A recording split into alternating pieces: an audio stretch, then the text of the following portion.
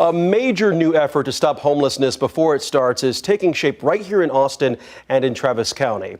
The Ending Community Homelessness Coalition, or ECHO, is joining a national initiative called Right at Home. It's a bold plan to help more than 1,000 local families stay housed over the next 5 years. Ashley Hamilton is ECHO's Right at Home program manager. Ashley, thanks for being here with us. Absolutely. Thank you for having me.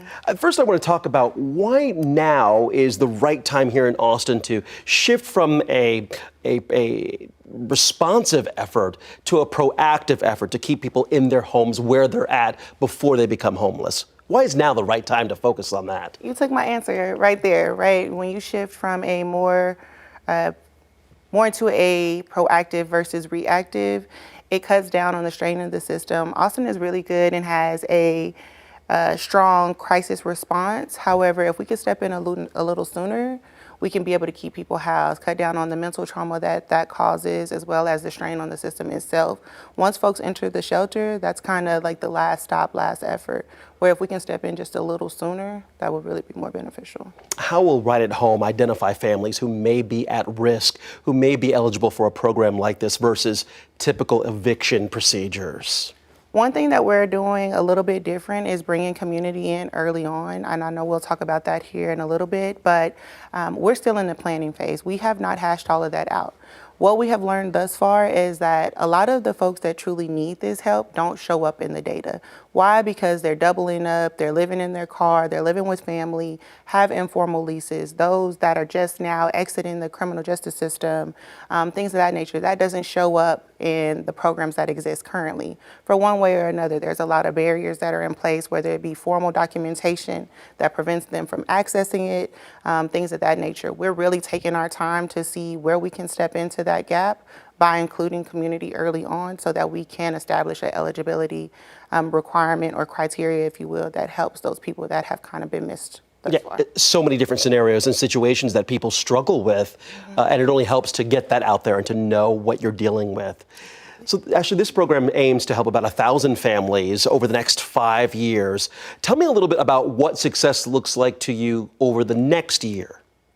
I would say success looks like, one, just making sure the foundation is there, right? We bypass a lot just trying to ensure that we're checking all of the boxes early on, and that's kind of how previous organizations and or programs have ran.